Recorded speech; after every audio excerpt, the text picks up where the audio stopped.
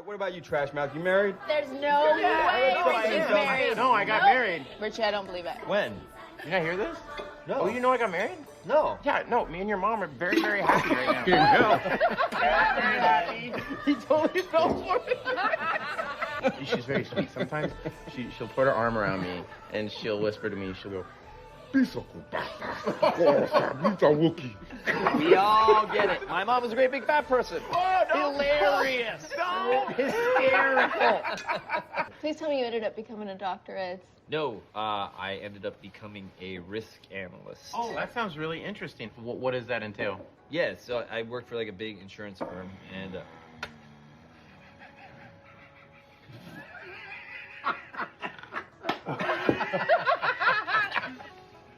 Was this job invented before fun? oh, that's so not That funny. is funny. I propose a toast to the losers. All right.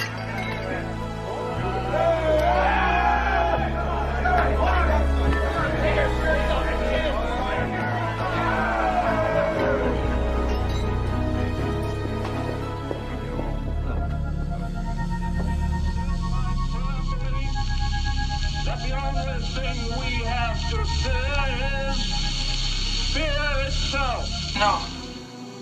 Be afraid. Be very afraid. There's nothing to fear except God. Whatever that means to you. Do I look like someone who cares what God thinks? Why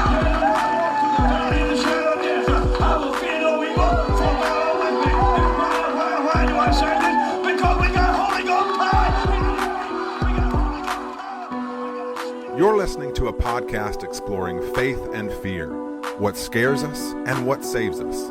This is the fear of God.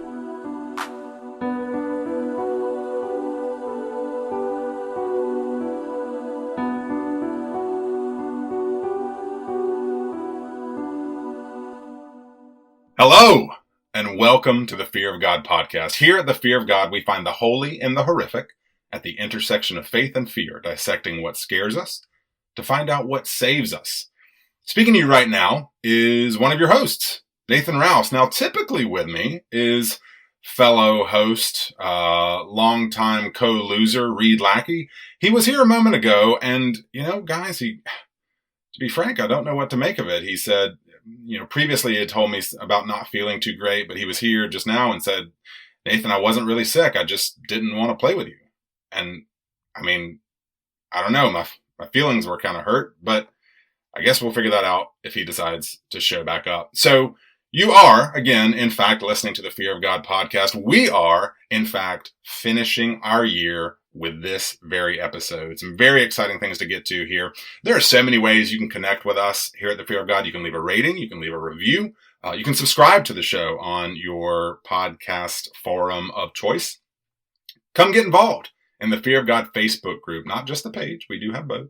Also this year, as we're just sort of ticking the boxes of things that occurred this year, we added to our catalog brand new art by the one and only Jacob Hunt, whose It's Alive design and Fog 2020 art can adorn all sorts of merchandise for you. Just go to tpublic.com, put in the phrase, The Fear of God Podcast, all one word, to find all sorts of products, from pillows to t-shirts to cell phone cases, all with the most impressive podcast art this side of the internet. Reed! Hey, buddy. Hello. Are you feeling all right? You doing okay? I don't know if I just misconstrued what you said, but I thought we were going to hang. We were going to do a little recording because if I'm as a little surprise for you, I gathered some folks. And so, you gathered some friends? Yeah. So you may recall, this is it, man. This is it for 2019. This is our last episode for 2019. It. Yes. Like actually. Yes. In so many ways, this is it. Naturally, we wanted it to be a very special episode. We wanted to do a bunch of different things to honor the series we've been trekking through, that of #19. We also wanted to call back, not 27 years, that's a bit much, but 2 years to the fall of 2017. Oh my God. Our second Quarterly King episode. Can you believe that was 2 full years ago? It's crazy more at this to point. Think about. Oh my Ladies, gosh. Reed, Reed, my friend, ladies, gentlemen, listeners, the Losers Club is shaking the cobwebs off and reuniting to take down the most dastardly of dancing clowns, Mr. Pennywise, as we today, finally, it's been several months since its release, discuss Andy Muschietti's It Chapter 2. To catch us back up, I want to just remind everybody, their roles. One, welcome back, Blake. Welcome back, Andy. Guys, you're here. I think you're here. Are you there? I am not Andy Spaghetti. This is true. You are not Andy Muschietti or Andy Spaghetti. It really does sound like his last name is like the way a toddler would say spaghetti. It does. Or it's like the vampires on What We Do in the Shadows. You want some Muschietti? Oh my gosh. It's just a bunch of words. So yes, while we wax Italian here, just to remind everyone of our roles last time around. So I was afforded the role of Ben, self-appointed. Andy, you were Bill, Mr. Bill Denborough, hi-ho silver away. Blake, you were Eddie. And yeah. Our good friend Ian Olsen, who last time around played Beep Beep Richie, which adds whole new layers of levels to his relationship with Blake per this movie. Yes, it does. He was around for part one. He was Richie the first go around. He was scheduled to be with us. Perhaps for the moment I was Mike Hanlon, sending out the call to the losers to reconvene. But at the last minute, Ian had to jump the proverbial ship, and so it might be more fitting that he be our Stanley Uris for this episode. Who decided he just couldn't hack it when it came to old Pennywise. And Reed. Oh yeah. You just get lovelier with age, my friend. You are back as Ms. Beverly Marsh. So, I am. I'm much more fond of me this movie. Welcome back together, everyone. So, we're gonna delve into the sewers together. But Reed, yes, it's Christmas has just passed, so in a certain sense, this is kind of a belated gift, but we gathered here in the sewer to, maybe echoing the book a little bit, offer you, our Beverly, a gift together. I don't like this.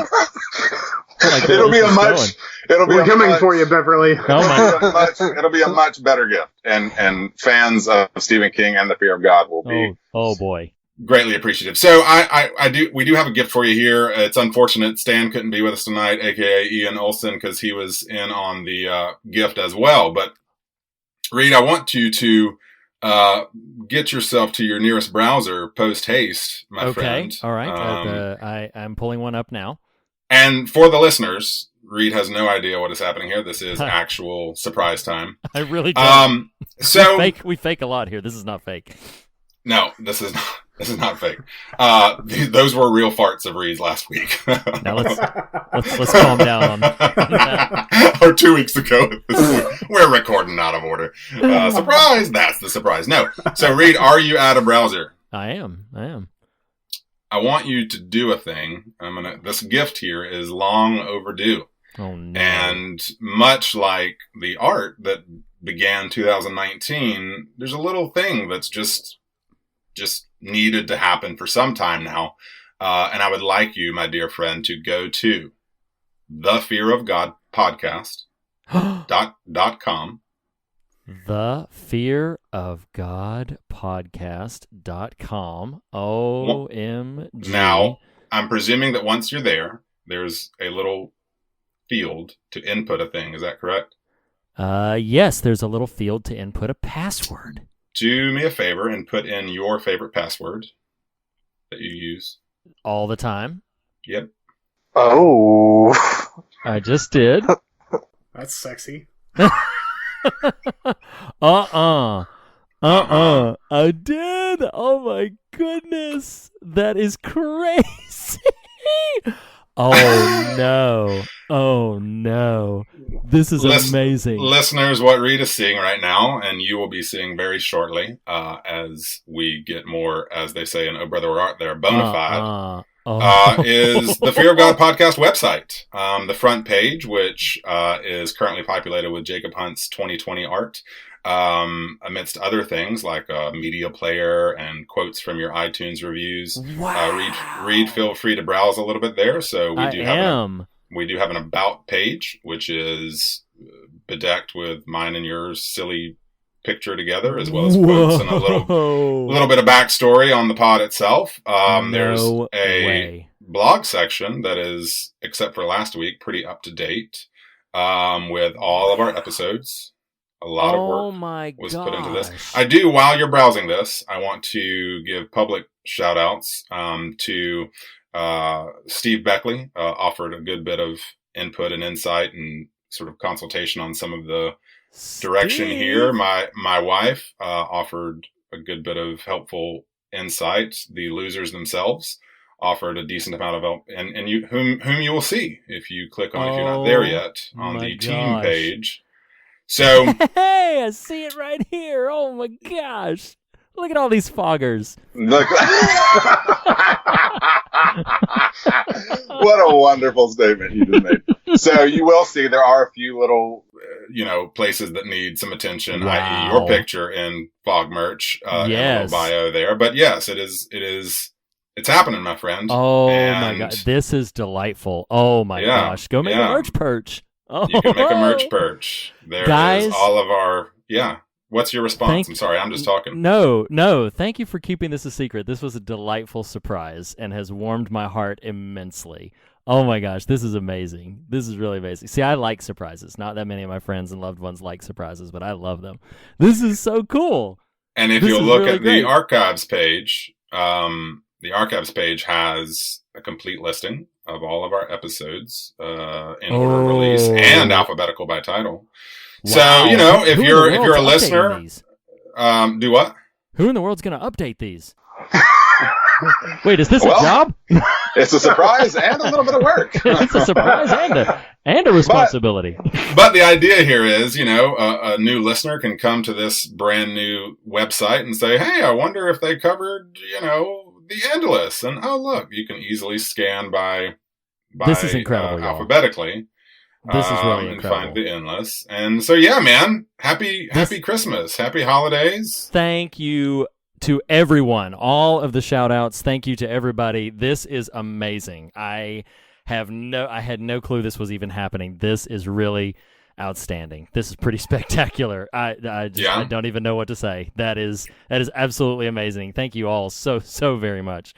Yeah, and I think in the spirit of something as momentous as that, we should take January off. You know what? I think we will. Why don't we go ahead and take? Right. You know what? We're going to take a few weeks and just digest this. Let you digest this. I think that'll be a really, really wise thing to do. But oh man, it's exciting, huh? Yeah, this is so exciting. This is so great. Man, I love it. I can't wait to explore more. This is so fantastic. So you guys are going to write stuff for our blog, right? Like everybody's gonna get in on the action and stuff, right? Oh yeah, I've already got. What you mean? There's work involved for us? Perhaps. He's like, wait a minute. We will suss all those things out. Regardless, Reed, I just wanted to gift you, my friend, with this fun thing that's been in the works for a couple months now. Thank you so very much, listeners. As of this episode, Reed and I will have taken the time to discuss the things, the holes that need to be filled, to finish this thing off so that it's ready for prime time, but it's almost there. That's awesome. Oh, that's awesome. Yeah. Thank you. Yeah. So in the spirit of that, shall we descend into the sewer? Reed? Let us. Oh man, I gotta recollect my thoughts here for a second. Oh man, this is so fantastic. This is great. Should have written them down. I should have. So, all right. So thank you all for being here, and Ian, we do wish you were here, and a shout out as well to kind of our resident elect loser, Jeff Hansen, as well. So we are discussing right now specifically Chapter 2. And I feel like this, there's 4 of us here. There's a lot to talk about. It's a really long movie. So I feel like we should just dive right in. So a la some of our recent pattern, our last Quarterly King, we did a conversation about Pet Sematary. More recently than that, Nathan and I had a discussion about the two different versions of Suspiria, the original and the remake. And so a la that, I've kind of set aside for us some topics, which we will be able to sort of make our way through a bit out of our usual format, with like usual trivial bits, likes, dislikes, etc. But some things that we're going to have the ability to just go around and share our general thoughts on It Chapter 2. So if you're new to the game, if you have just joined us for It Chapter 2 and you've never listened to a Fear of God episode, we are going to be spoiling everything, free-flowing conversation. So welcome to the party. And you guys ready to get started? Let's do it. Right in? Let's Okay. do it. All right. So first off, I'm going to start with a real softball, and I just want to go around the table and just get some general reactions to It Chapter 2. You can say whatever you want to say about it, good, bad, or ugly. I am going to start with one Mr. Blake Collier and just give your general thoughts on specifically It Chapter 2, the film. It Chapter 2. So I was a little on the fence as to how I was going to receive this film when I went to see it. I liked the first film quite a bit at the time that I saw it, and it kind of lost a little bit of its sheen as the days went by. But I didn't know how it was gonna like rank basically compared to the first one, and so I went into it, and there were parts of it I really enjoyed, but on the whole, I felt like it kind of lost the plot to some extent, and so and my biggest problem with the first one and ultimately the second one is I have a hard time separating the storylines, because in the book, that's almost why the book is so effective, is because they go back and forth between the storylines, and I'm not sure that the separation is as effective as maybe I wanted it to be. And Sure. Yeah, I came out of this one with liking it less than the first one. So Okay, all right. So just a little less than the first one. Yeah. I got you. Mm-hmm. Nathan, what do you think about it? Just general reactions to part 2? Sure. I will just say here, I am pleased that hopefully your gift just now earned a big emotional deposit, as they say in couples counseling.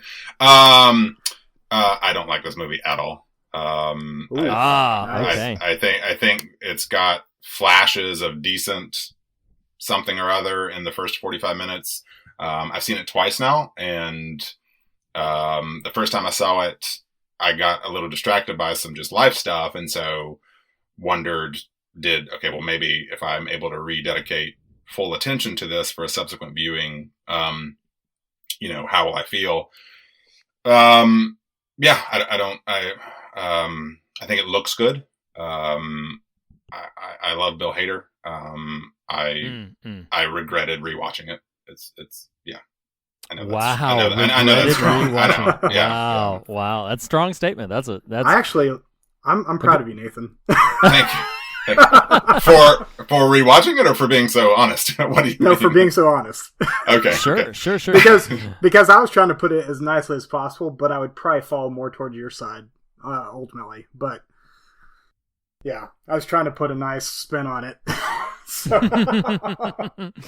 All right, Andy, what about for you? I have to agree with Nathan. I thought it was too long. It had glimpses of brilliance, but it just didn't do it for me. I like Bill Hader. I love Beverly Marsh, Jessica Chastain. Yeah. And then, I loved, I thought James McAvoy was a great choice. And I like seeing that. I didn't like the throwbacks. I kind of wish they would have I know the book mixes it all together, but I wish they would have kept it just adults in the film. Instead of going back to some Instead of going back, because that kind of messed it up for me, because why would you just do a movie with just the kids in the first one and then come back to them? If, you know what I'm saying? Oh, sure. Yeah. So I kind of got lost on that, and I tried to watch it a second time, but I just couldn't get interested in it. I mean, the one thing I did love about it was that I thought they did really well was the carnival scenes. Oh, okay, sure. But we can talk more about that later. Okay, all right. No, I get it. So I'm the Lone Ranger in this group. That Hi-ho, silver away. Hi-ho, silver away. So I will lead with sort of yes-anding you that I think it's without question that this is a weaker film than Chapter 1. If that's not called Chapter 1, but then the original that was from 2017. I think it's unquestionably a weaker film for a number of different reasons, but I actually am fond of it. I will. To in the spirit of deference, but also honesty myself, I liked it a lot more seeing it in the theater than I did on this rewatch. The rewatch was a bit more mechanical for me. I still enjoyed it. It sounds like more than any of the three of you did, but it was a bit dinged down from my memory of it in general. There's a few reasons for that we can get into as we get into more specifics. So sounds like I'm going to be kind of middle of the road, whereas you three might be a little bit more in the specifically negative camp for it. So that brings me to my next question, which is appropriate since you guys are feeling a little bit on the let's be honest here. So my next question is. What would you call Pennywise to make him feel small? Take a minute if you need to.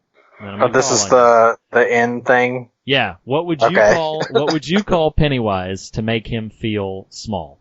So, or what would you say to him? What would you call him to make him feel small? To give you guys a moment to think about it, I'm gonna start. I think I would call him a Dorflehead. I would say he's nothing but a stupid Dorflehead. I think that's. And what is that, Reed? It's a made-up word. It's a nonsense word. Yeah. So he would be so confused that he would feel minimized and degraded, and so I would call him, just a stupid Dorflehead. So Nathan, what would you call Pennywise to make him feel small? I mean, if the intention is to completely defang this supposedly malevolent entity, I might just call him Andy Muschietti's It Chapter 2. You know what you are? You're just Andy Muschietti's It Chapter 2. That's what you are. That's all you are. You're a nearly 3-hour waste of my time, is what you are. No, that's what I would say. I would call him, you are 5 hours I will never get back. Andy, what would you say? Tim Curry's ugly uncle. Oh. This is going to be a very short or very long episode. I just don't know that there's going to be much middle ground here. Oh my gosh! And Blake, what would you call him? I would call him a failed rodeo clown. Ooh, a failed rodeo clown. Yeah. Whoa, spoken from the real Texan right there. See, hey, real quick, I don't read. I and much like listeners, Reed's lack of knowledge of the website thing, I really don't know where some of these questions are going to go, and so I don't know how much you want to kind of crack open some of the conversations that might be yielded by some of this stuff. Like, in other words, like, do you want to just end it there? So I will say that I kind of layered this trivial to more substantial. So I would say if you're sitting on some stuff, sit on it for a little bit, and then after a certain point, we can feel free to go wherever the conversation takes us. But yeah, I kind of leaned these trivial to more substantial. Okay, so the next thing I want to get into is basically the Losers Club in general. I want to kind of pit the kids' performances versus the adult performances in either film. Obviously, the kids are in It Chapter 2, as Andy already referenced, but they have a much more substantial role in the first one. I will make a comment that could kind of be considered a trivial bit. Well, pretty much a trivial bit. So each of the kids were asked who they would want to play their adult versions. And the only two that got who they wanted is the actor playing Beverly asked if Jessica Chastain could play her, which she does, and then Finn Wolfhard asked if Bill Hader could play him, which he does. Nice. The rest of them asked for people that were either not available. I think it was interesting that the actor playing Mike asked if Chadwick Boseman was available, and Chadwick Boseman would have wanted to do it, which I think would have been really cool, but he was committed to Black Panther, and so he couldn't. I know, right? Can I imagine the movie that would have been. Yeah, sure, go ahead. Throw a thought there. I think the actual story with Finn and Hader is Finn Wolfhard. Now, they're part of the story, maybe them having been asked, kind of just in a casting standpoint. But Finn Wolfhard posted to his personal Instagram, which of course probably has legions of followers due to Stranger Things, about either resembling Bill Hader and or suggesting that Hader should play his adult self in the subsequent Chapter 2. It is because of that post that Hader got cast. Interesting. Bill Hader, it got to Bill Hader's agent.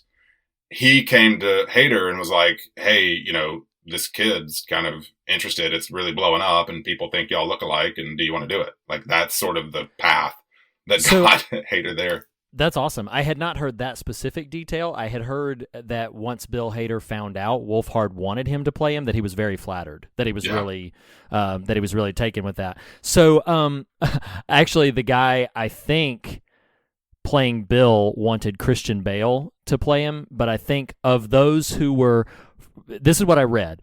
What I read was that everybody the kids mentioned were asked and offered the roles. And they either couldn't because of scheduling difficulties or they turned it down outright. What I read was that Christian Bale was the only one who basically was like, I am not interested in anything like that. And so, like, he was the only one. What a blowhard. He was the only one who he was just a hard crushed the kid's dream. Right? It's actually not interested in this. It's actually really excellent sort of PR about that. And because I imagine it was likely pretty early in the production process for Chapter 1 that this question got floated, if you will. Sure. Think about it from a pure publicity standpoint. Like, because you got to imagine, one, they had no clue Chapter 1 was going to do as well box office wise as it did. So it's still considered this kind of underdog. But like, can you imagine being like, okay, these kids, this is who they would want. What do you think? You know what I mean? Like, it totally right is like an arm twist of like, what do you think, Jessica Chastain, one of the most famous actors in the world? Do you want to be in it Chapter 2? Now, who knows? Maybe she's got a deep love for the work or at least passing knowledge, but it definitely adds a layer of pressure. No, it certainly does. I highly doubt that the young man playing Ben asked for this gentleman. No, the young man. The young man playing Ben wanted Chris Pratt to play him. Which I do think would that actually, that worked. Which that would have worked, like because Chris Pratt kind of has the kind of build that like he can hunk up if he wants to, but you could believe that in an earlier age he was, he's a bit on the chunky side, and so like that's but that's who he wanted to play him, which I think would have been good, but he was also committed to Marvel commitments and couldn't break free of the schedule. But pivoting out of that, I want to talk just a little bit about the kids versus their adult counterparts. Now, I don't want to spend too much time on the kids so much as the performances of the adults, but just comparatively speaking, Andy, I'm going to come to you first on this. Come back to you. Okay, so then Nathan, I'm going to come to you first on this. So in general, you've already referenced Bill Hader as Richie, but how do you feel in general about the adult performances? Like, do others stand out? Do you not care for them very much? How do you generally feel about them? This is actually a hard question to answer for me personally because Hader is an easy mark because I love the guy and I come with having watched all of Barry and really loving that. And so I'm just predisposed via SNL and his other work to just kind of really appreciate him. Sure. What is hard about that question is because of my feelings about the film as a whole, it really colors a lot of different levels. And so I think everybody's fine. This is probably unfair because he's not quote unquote famous like some of the others, but I don't think the actor playing Ben really delivers. I think that Isaiah, who plays Mike, is just fine. But again, part of what I'm criticizing is what they had to work with too. For me. And so I think the adult actors are fine. I think if you're going to pound for pound put the kid cast next to the adult cast, I think the kid cast wins. Okay. Yeah. I wouldn't disagree with that. Blake, how about you? So I think my issue is less with the acting on either side, because I think both casts do a really good job. I think my issue is I feel like maybe the second film maybe the script wasn't as polished and as paid attention to as the first film, because I feel like the kids, I feel like if given a better script, the adult actors could have done a lot more with this. Because they're all very good actors and actresses. And so, I think my issue is more with the fact that the guy the kid and the man that they got to play Mike, they had the same issue because Mike just was a non-entity in both films. And that's kind of a similar thing with some of the other characters, is that they just didn't pay enough attention or give enough care to the writing of some of the script in the second film, especially, but to some extent in the first film too. I think it's more of a script issue than maybe an acting issue on the whole, but I would say that they're pretty much on par as far as the acting goes. So, okay, I gotcha. Andy, I'm going to come to you last. I'm going to give mine just to give you a little bit of time to think about it. But Thank you. So for me, obviously, I think Bill Hader hits it out of the park. I think he does some great work with what he's given. I've got a kind of a hot take here that I don't know how well it's going to go over in this room.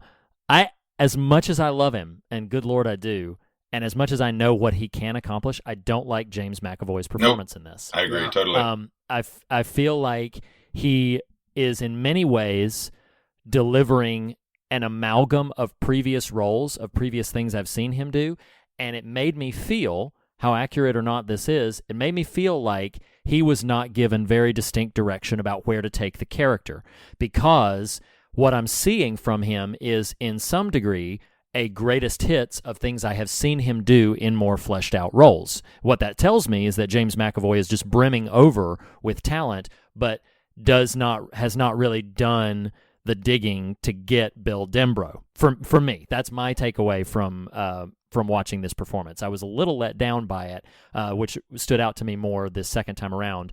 For the rest of the performances, I kind of feel the way Blake does. I feel like it's more a scripting issue of them not being given a lot of layers to work with, just kind of more direct, intentional things. Although I will say that Bill Hader gets a ton of love for his Richie character. I actually think James Ranson, either Ranson or Ransone, who plays Eddie, does some really cool stuff. I really like the two standout performances to me in these adult cast is Eddie and Richie.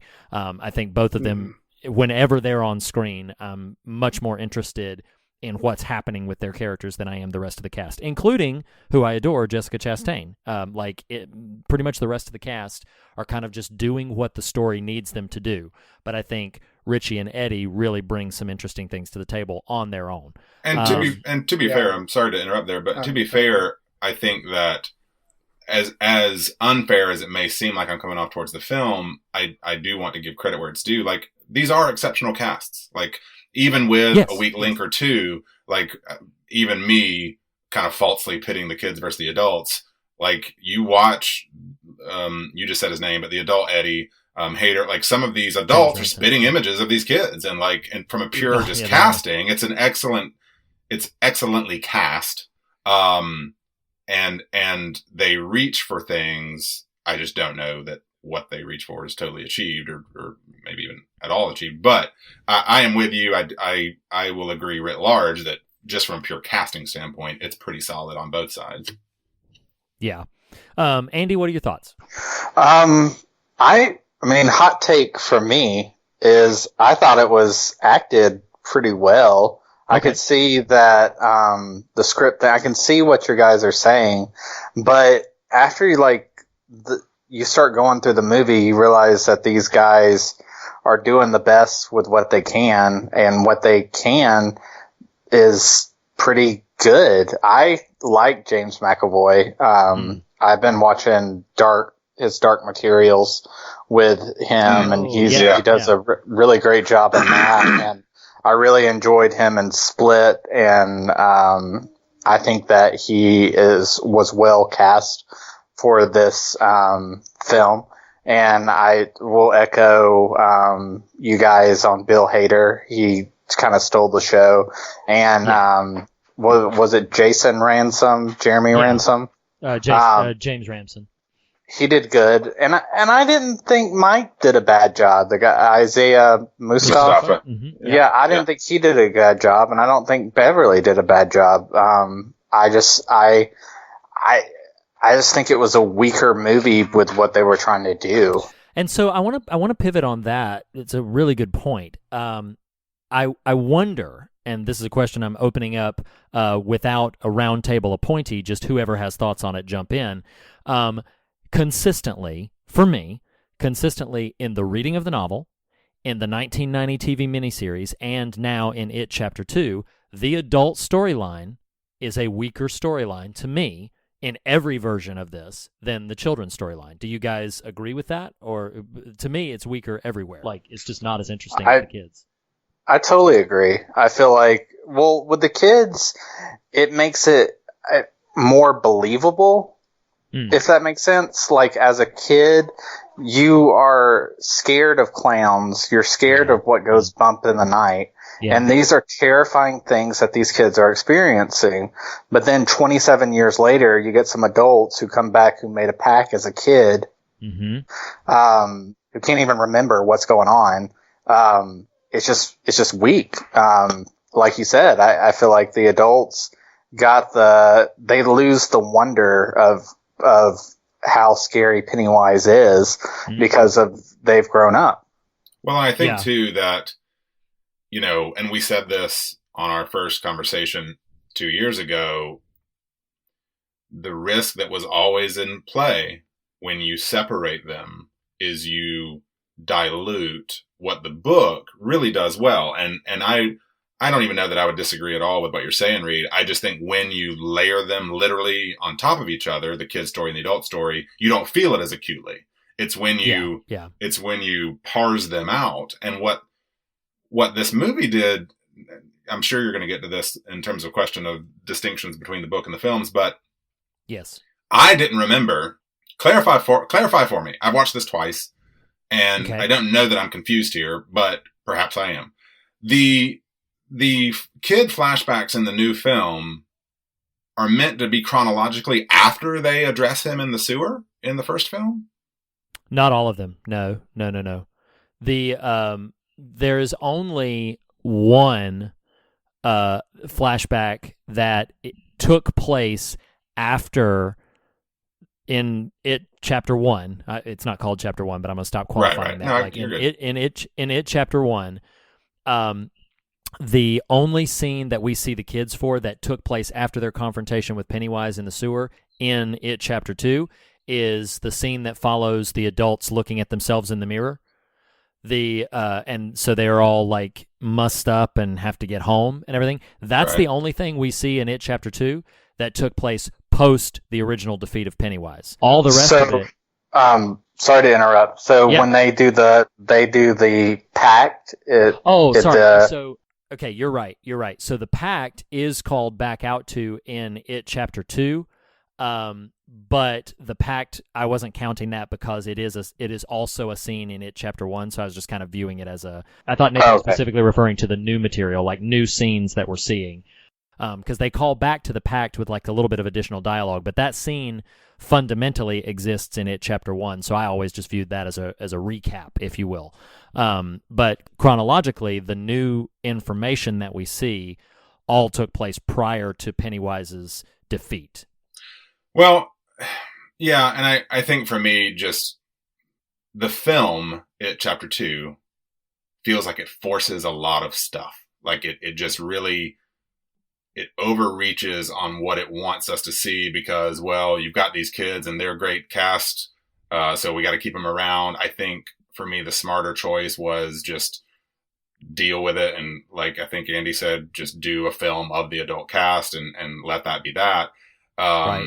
Which, you may have missed that younger cast for some of its antics, but would have made at least a slightly more streamlined story, streamlined final product. But I think for me, and I think Andy, you brushed up against this as well. So like, Reed, you started the question of ultimately like the effectiveness, I think something to the effect of the effectiveness of the adult versus the kid story. And right. Like you said, Andy, yes, as a child, the things that scare children are much more literal and tactile. It's a giant clown. It's a scary clown. It's a headless soldier. It's a this or it's a that. And I think what the book slyly does is kind of, the kid's story is compelling and it's this nice little sleight of hand so you don't overthink the adult story as you're reading it. But what then happens when you explicate them out like this is these little to nothing in the adult story was like, it's scary because it's grotesque and CGI monster stuff, but it's not things that the adults would actually be like scared to be because they're adults. And I think that's what's so powerful about the book is it's like the things that scare us as children are different than the things that scare us as adults, but it is still rooted in the same source point of fear. Right. And so when you just have one of the best scenes in the second film is early, and it's the round table at the restaurant. Like it's good. Yeah, it's like, wow, look at this cast. They're engaging each other and having fun. And then it turns into this CGI monster fest. I'm like, I don't know that's what, I don't know if I'm making any sense, but the point I'm simply trying to make is when the stories are all interwoven appropriately, like the book does, or most effectively rather, like the book does, you kind of don't think over hard about the scary things the adults deal with because it's like, oh, well, I'm in the book and whatever. Whereas watching the film, I'm like, I don't know that this is the same stuff that is meant to be this primal, fearful, shaking in my boots, existential type of, it's not an open field, right? Like I need the adults to experience the open field. Anyway, I'm just kind of prattling on a little bit, but so I want to get to Blake's thoughts, but I want to interject something right here, and Blake, maybe you can use. I'm going to ask a question right now that I'm going to give Nathan some time to think about, and then I want to hear answers from Blake and Andy. But Blake, you go first, and you can meld your thoughts about the previous question with this one. So when you're talking about this layering over top of it, the director, Andy Spaghetti, that was intentional. He really appreciates that. I'm sure he does. But Andy Muschietti has basically said that there is another like hour's worth of material in It Chapter 2 that was on the cutting room floor, and he has dropped in hints of the notion of a later Blu-ray release that would be exactly what you're describing. It would be basically the book cut, the novel cut, and it would intersperse the segments. It would be completely re-edited, interspersing the material from Chapter 2 to Chapter 1. So my question, which I want Blake to speak first, maybe to both points, and then both of you other respond as well. Would you be interested in watching that, given your somewhat negative thoughts about Chapter 2? Is that something you would even be interested in? Yeah, so if he was just recutting it with what was on the screen for the two films that are out there, I would not really be all that interested. Okay. But if there's an hour's worth of new material, part of me is thinking there's about a 50-50 chance that some of that stuff might actually add some heft and some depth to the characters that was ultimately missing. Gotcha. For me, and so I would give it a shot. I don't think I would expect a whole lot from it ultimately, just because, and this goes back to the last question, is it would be one thing if he basically saved some of the most telling moments from the childhood story to call back to in the second film that actually showed a lot of meaning for where the adult characters are at now. Because one of the brilliant things about the book is that the reason why you don't notice the weakness of the adult story is because he threads the child story so tightly that you start to see the trauma that transcends time. Right. Are you talking about in the book? Are you talking about in the book? In the book. And I would even say maybe to some extent even in the miniseries more so than these two movies. But I would still say the book is clearly the winner in that realm. But yeah, it's just that fact that like you don't recognize it because you're so involved in that juxtaposition of trauma and how that's carried from childhood to the adult, and it happens literally from one page to the next. Whereas you have 2 or 3 years in between these movies, and you're trying to separate. And I don't feel like any of the new footage of the childhood story really added any it does not meaningful element to the adult story. And so part of me was like, you're trying to have your cake and eat it too, but if you're going to do that, you need to actually add something that gives us depth, gives us character development. Sure. And none of this stuff does that. So yeah, that's kind of my general take. I gotcha. So Nathan and Andy, either one of you, would you be down for the 7-hour cut of it as a whole? No. Hard pass. Christian Bale. Hard I've pass. seen it. I know what it's about, but I am not going to watch 7 hours of this movie. I enjoyed my time with it, and in a couple years, I'd watch 7 hours of it. So if he comes out with it in 6 years from now, I'll watch it. But if he came out with it next week, I'd say, not going to happen. Nathan? This is hard, so like as strong as I came out of the gate at the top of the episode, like I don't think this is a poorly made film. It really hits all the boxes. It really ought to hit from a general production standpoint. And so I'm sympathetic there. Like I any criticism I want to level isn't, oh, Andy Muschietti's a bad filmmaker. That's not at all the case. I just think it fell prey to one of the world's great blunders. No, I'm just kidding. That's an excellent script. They had a hit. They had big actors. They got a lot of money, and when those things are at work, it is difficult to resist the overreach. And to your question about the supercut version, would I be curious? Yes. But for me, now it's been a little while since I've read the book, and so I may be misremembering grossly here, but I didn't care for any of the new kid stuff in the new film at all. Like what began happening. So I made this reference already. The first 45 minutes, I liked it. It's strong. I think the opening sequence, which is the opening of the original prose text of the carnival with the gay guys, like that's really effectively done. Yeah. I love it would probably top my scares list for this film. The little girl under the bleachers, like that whole sequence is fantastic.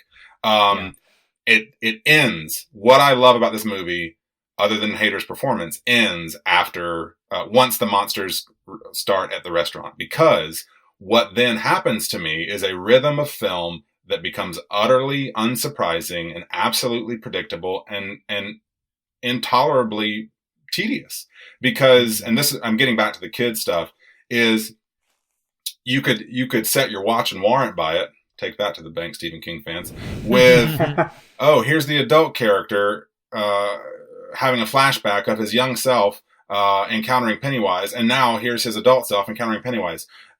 Reset. Here's an adult character having a flashback of his kid self having an encounter with Pennywise, and the law of diminishing returns took hold fiercely in this film. By the end of it, I'm like, I just don't care about Pennywise is not threatening in terms of movie monster. So to your point, to your question, Reed, I know I'm rambling on as I'm prone to do, but I'm not opposed to saying, okay, if in 2016, whoever it was that produced this, Warner Brothers, I think, said, and I wish this happened. Blake, you made this reference on our first conversation about this. Like, I wish they had just gone the Peter Jackson route and risked it. Mm-hmm. Just said, here is the money you need to do the whole thing.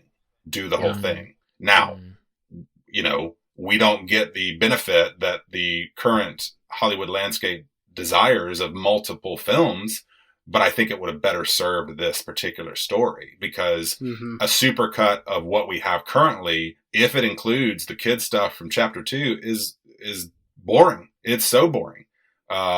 Anyway, that's my sort of supercut response.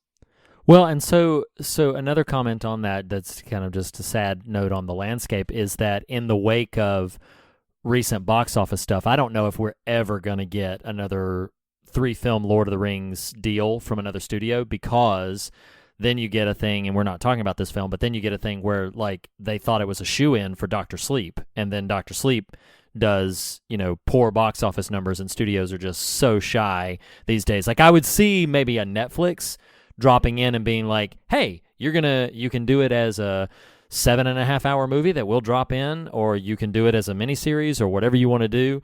I don't think we'll ever get that in a big theater. But to be fair, The Stand. Yeah, like they're doing now, with The Stand. I absolutely agree with you. The media landscape has altered dramatically since the early aughts when Lord of the Rings was at work. But I don't at all consider Dr. Sleep a test case for that floating. I'm going to continue to come back to that imagery, because Dr. Sleep is just a passable King book. It's fine. It's kind of a random story. So to me, and I love Flanagan. I think Ewan McGregor and Rebecca Ferguson are great actors, but it's fine. It doesn't surprise me that Dr. Sleep didn't do gangbusters, because anyway, I don't mean to dismiss that film other than to say, no, I gotcha. It was a good film. Right. It, as if we're making this Lord of the Rings conversation, as I did, invoked it in honor of Sir Ian, the actor and the loser. Rip. Lord of the Rings was a reputable, bankable property. If you're looking at King oeuvre and you're like, you know what, I want something that's just going to hit, that's it. It's this book, Anyway. So okay, this is one of those moments where like my better nature is like warring at myself, because I actually release the troll. Reed. I actively don't want to like side tangent on things that aren't It Chapter 2, but I do want to put a little asterisk and herald the praises of New Line Cinema, because that really is who needs to be applauded for Lord of the Rings. Sure, absolutely. Because I would challenge the words bankable property on Lord of the Rings. Fantasy films, by and large, were not box office guarantees at the turn of the century to warrant New Line Cinema taking the gamble that they did. Thank God they took the example that they did, because it launched this whole new wave of things. But just for the sake of a sort of throwing a thought on the moment, I think that Lord of the Rings was a huge gamble. Yes, this is a Reed and Nathan sort of moment writ large. I know what you're saying. What I said was, if there is a bankable property, meaning in the fantasy literary genre, it was Lord of the Rings. In other words, if anything was going to take off, it was going to be that. That's the point I was trying to make with it. If a King book is going to be, here's the money you need to make 2 films, this was going to be that one. Because something like The Stand is too big to just sort of shovel that direction. Something like Dark Tower, good Lord, it's just massive. Well, and to your point about like like you're mentioning The Stand The Stand and The Dark Tower for a long time were both talked about as major studio multi-film platforms that fizzled because no studio wanted to fork over the billions of dollars it would take to invest in that much, doing the property right, and so creative differences caused so many other people to walk away. But anyway, that's perhaps spending too much time in the weeds of woulda, coulda, shoulda. I do have so I want to pivot a little bit into something talking about. So I have a kind of a 2-part question. I'm going to ask them both at the same time and then go around. So the first part is, I want us each to speak to our feelings, as we already have in some context, of the script, the pacing, and the direction of It Chapter 2. We've already touched on some of these things, but my question that I want each of you to consider and end on is, It Chapter 2 is a long film. It's almost 3 hours, 10 minutes shy of 3 hours. So what would you cut? So my question is, and maybe, maybe the answers will be easier than they would be for me. Yeah, maybe the answers will be easier for you than they would for me. But talk a little bit about script and pacing and direction, and then what in the version that we have would you cut? And Nathan, since you're kind of already ready for this, talk to me. What would you cut out of this?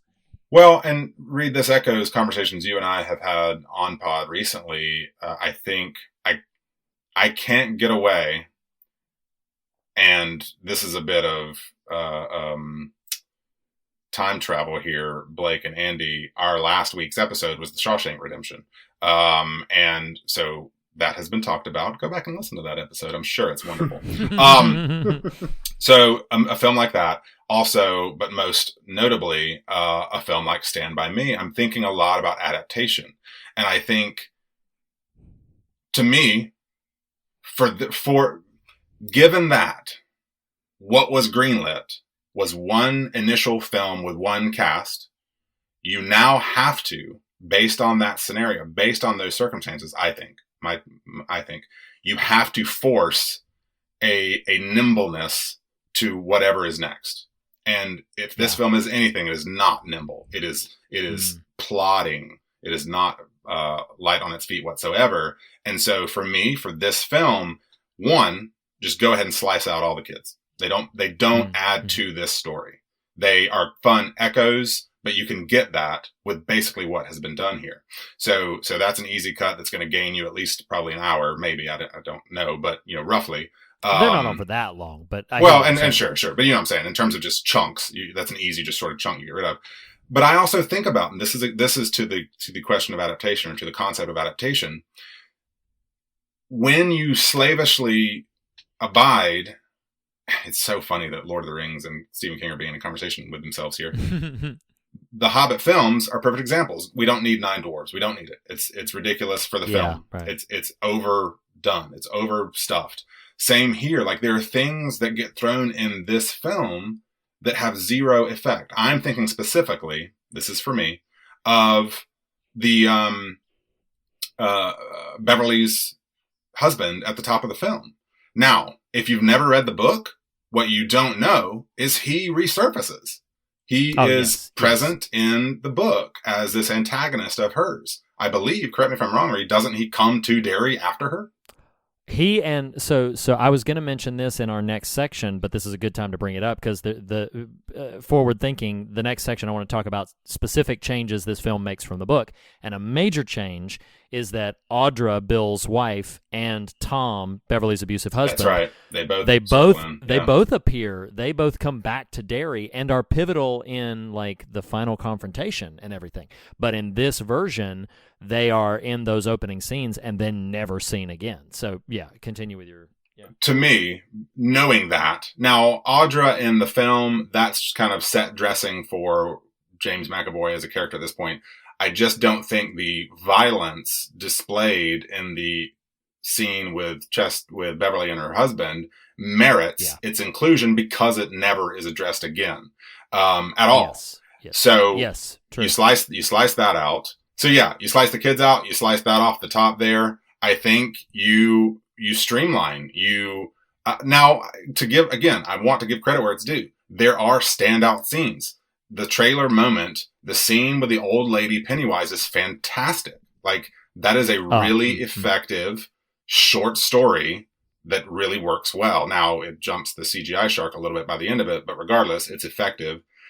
So, to me, you cut the kids out, you stop the Horcrux pursuit, the fetch quest of all the characters after their little tokens. Like, I just think there's a way to streamline the adult narrative that gets a much more concise and actually interesting version. Anyway, I'm gonna stop talking because.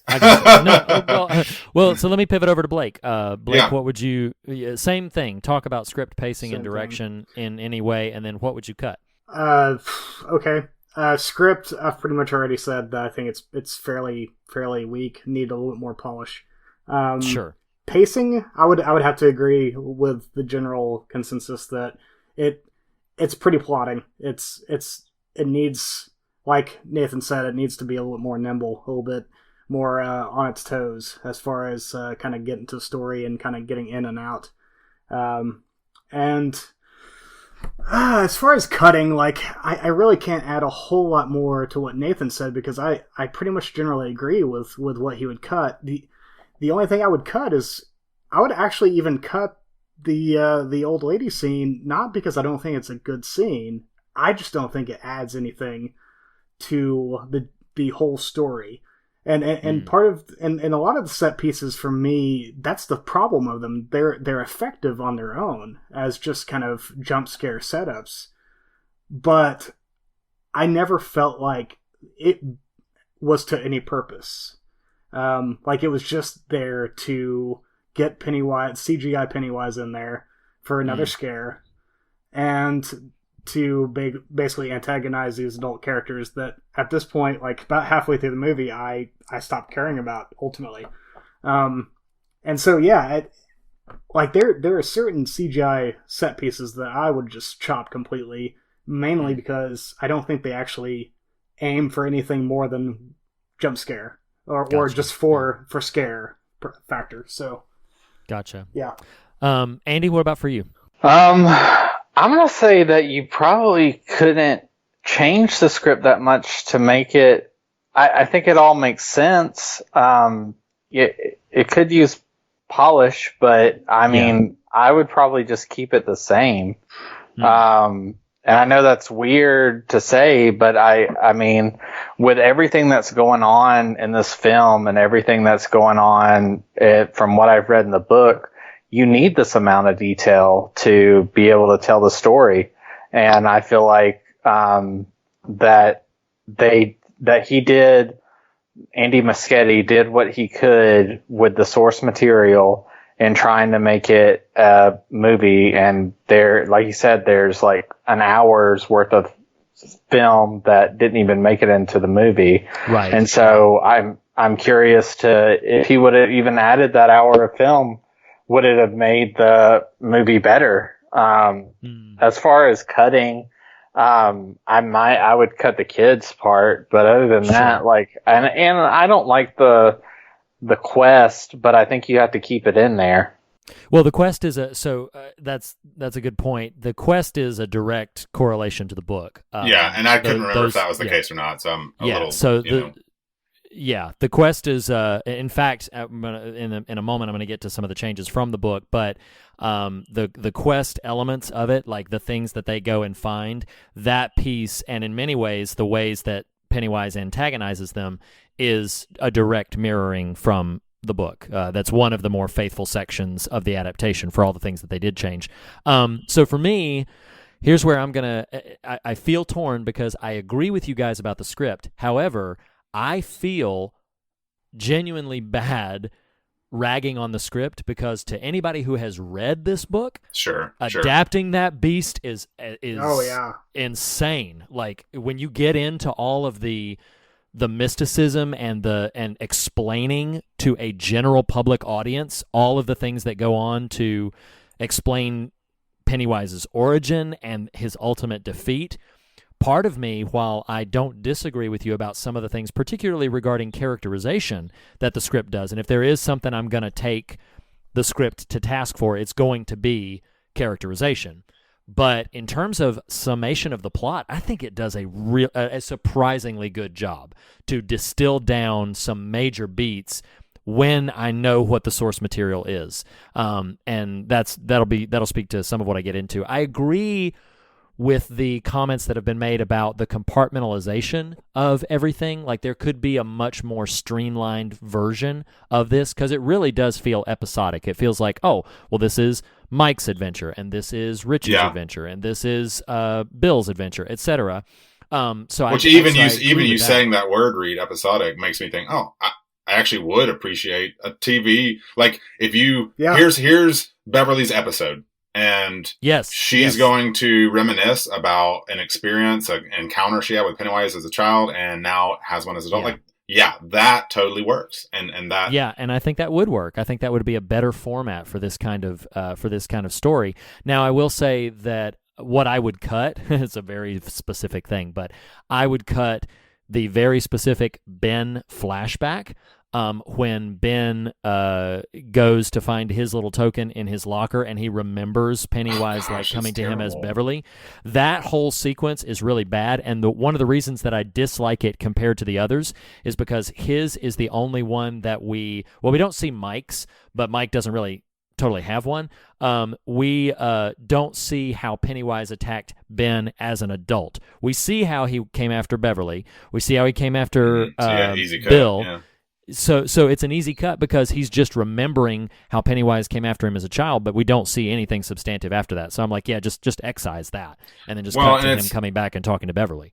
It's not, again, this, I'm recognizing this is an unfair critique here because of the nature of the production process for these films, but I was so distracted by the de-aging CGI of the children that I was like, oh man, Yes. this is just, it's like a sore thumb. So like, yes, to your point, if you're not going to cut all the kid stuff, like it hadn't even stood out to me that Adult Ben doesn't have a story, doesn't have a, chapter. So yeah, that's an easy cut. Now, here's this may be pivoting us in a direction, Reed, that you can feel free to kind of tie off succinctly here. But I've been listening to a lot of interviews with Damon Lindelof lately because of Watchmen's having wrapped, and I won't even go into any content about that show, but he makes this really fascinating because he's adapting Watchmen or extending it, as it were. And so the similar principles apply, right? Adaptation. How do you take something that exists in a different medium and translate it into a new one? And he tells this really fascinating story about J.J. Abrams and Superman. And so Lindelof is talking about the essence of a thing. What ultimately is the essence of, in his case, Watchmen? Well, he tells the story about Superman apparently in maybe the circa Superman Returns or shortly after. I don't remember exactly the timetable, early 2000s. Abrams had written a script that apparently, a Superman script, that had Krypton survive, and somehow Lex Luthor was a part of the Kryptonian something or other. I don't mean he was a Kryptonian, but, engaged that culture. Right. The point Lindelof was trying to make is he was saying, I am interested in that story because but ultimately the end of the anecdote is the internet got wind of the adjustments Abrams was making and caused such a, as you can imagine, because the internet is stupid, caused such a kickback that the studio got scared and didn't want to fund it, finance it. No, I don't but disagree. The point Lindelof was trying to make is the things we sometimes think are sacred cows in adapting a piece of work might not be. And so it then becomes, okay, well, what is the essence? And Blake, you used a phrase, getting back to it, you used a phrase at the top of this conversation that is highly apropos. To me, this loses the plot. To me, the bloat of this film signals, I don't know that we kind of knew what we were trying to say. But anyway, again, that's not meant to be another sideways critique from Nathan about it, chapter 2, other than just to say, it's an interesting conversation. If, Reed, to your question, we cut things, what are we after? And I think that's the real question when you're translating this type of material. Are you after just telling a plot? Because it does that. It does that. Yeah. Because it does feel like it doesn't have quite the singularity of vision that it needs. And and I'm one of those people, like, I don't care if they get point for point plot lines from a book, as long as they get the tone and the general atmosphere of the book right, then I'm happy. Like, you could change the whole story for all I care, as long as you get the basic feeling of it and kind of some of the central themes that are running through the book. I'm happy. So Hey, Reed, I feel like you're on your heels for much of this, and that's not, and I'm feeling apologetic about that. Will you, and maybe you feel like, hey, I already did this, so feel free to cut this if it gets there. But like, what would you look at of it chapter 2 and kind of champion? Like, what do you really get behind that makes you more a fan? And that's not to be a baiting question. I'm genuinely just of course. Because of my sensibilities, I respond very strongly to the sentiment. I respond very strongly to the elements in the story that, in many ways, the film brings to the table more than the book does, of the sentiment of these characters and their affection for one another, the ties that they have, and that carrying through to adulthood, and the power of belief, the power of memory, those differing elements that are baked onto it, is a large part of what causes me to, like, the scene in the lake at the end where they're all hugging. That's great. I get genuinely very teary, and a lot of what I respond to so strongly is in what I think the script doesn't prop up well enough for them. I think the actors finally come together for, and that is these sort of bonds, these sort of relationships. And so the underlying sentiment that is present I would say it's peppered throughout. It doesn't undergird every scene, but it extends definitely from that restaurant scene, which you praised, through some of the more pivotal conversational scenes where they are trying to connect to what has inspired or moved them and get to the heart of those things. That's a large part of what makes me respond more positively to this, while also agreeing with you about some of the plotting, the sort of plotting pacing, the episodic nature of it, some of those other things. Now, I like some of those CG monsters that you're talking about. Like, we keep referencing that scene with the old lady. Look, my heart hit my throat when that old lady came running out of the thing. Like some of those really had their effect on me. And we haven't talked about him enough, and I want to get to some specific changes from the book just to hit and run, and I know we're getting a little lengthy here, but I want to talk about Pennywise. We haven't really talked about him in the different chapters, like, because he was such a presence in the first part and is basically doing some of the same things here. How do we feel about the way Pennywise is presented, about Skarsgård's performance? Like, what do we think about Pennywise in this specific film iteration? I thought we could use more Pennywise as the clown. He does a good job of, scaring everybody. But like, I felt like because the story's so long, we lost out on Pennywise. Okay, sure. What do you think, Blake? So Pennywise is one of the biggest negatives for me with both films. Okay. And it's partially because of the drowning of Bill Skarsgård in CGI. Okay. I think from the moments of both films where he's just allowed to act underneath that makeup with that look that he has and that childishness that he's able to kind of creepily get in there. I wanted a whole film of just him doing that and tempering the CGI down to just the points where it was absolutely needed. Sure. Okay. I think much like Tim Curry, he could have carried both films on his own without it much of any CGI, except for when the plots called for it. Skarsgård was astounding. Like, I think he's the standout of both films. I just like the second film, he feels less present than even in the first one. And that saddened me quite a bit. And that's part of the reason why I think I came out and I was just like the first film, I liked a lot of it, but then I was like, I really enjoyed the parts where Skarsgård just got to be an actor. And then I didn't get much of that in the second film. And at that point I was like, I didn't even have that to hang my hat on. And I gotcha. I was kind of saddened by that. So Pennywise I think he did a better job when he had his moments than Curry did, and that's saying a lot because I love Tim Curry's Pennywise. No, that's a big deal. I'll go next, Nathan. I'll let you wrap the bow on this part. So for me, Skarsgård is incredible. There's a small trivial anecdote that the first time Skarsgård met Bill Hader specifically asked him, like, hey man, did they just CGI your eyes moving in two different directions? And Skarsgård looked at him and said, oh, you mean this? Because he can really do it. And so he did it right in front of him and freaked Bill Hader out, where he was like, what? Oh my God. Like, he just did it right in front of it. So I agree with you. He probably, other than he obviously doesn't have multiple rows of sharp teeth and, a big giant spider body. There's so much that he could have done that would not have required CGI. And a lot of his more direct acting moments, he's shrouded in shadow, and there's not a lot that we get to kind of see of him by necessity. Nathan earlier had praised that scene under the bleachers with that girl.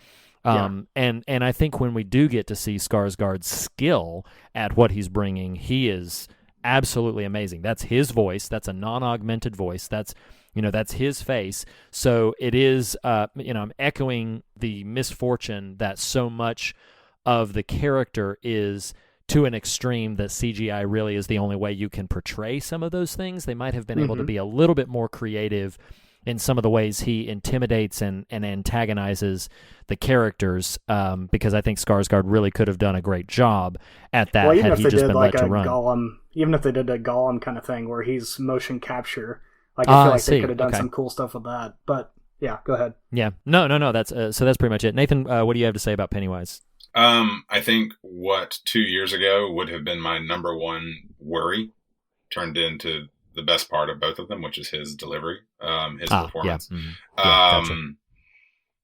I think, again, I made this reference 45 minutes ago at this point or more. For me to kind of zoom in on one piece is indicative of the structure itself. And so things like, to me in the book, the scene that front loads this film of the carnival and the gay couple is scary as hell in the book. Like it starts the story. It is terrifying. Yeah, it's awful. Yeah.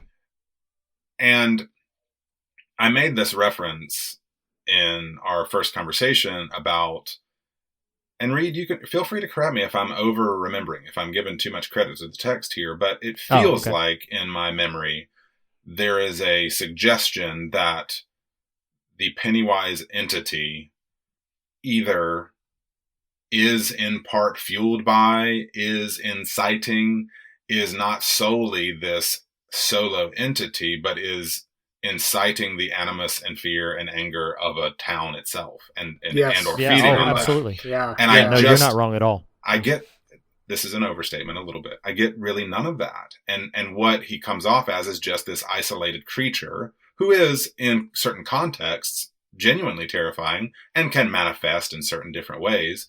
I'll say this, like there's some, all credit where it's due. There are some striking visuals. I mean, the scene of him ballooning down from the statue is fantastic. That's that is a great shot. Great imagery. What I love about the kind of terror scene under the bleachers is that long pause. He's counting. If you're not going to watch it, he counts to 3 for this little girl. And between numbers 2 and 3, there's this long pause where that dead-eyed look happens. Now, conversely, a thing I love in a scene that I otherwise just really have no love for in the final showdown is that moment where Hader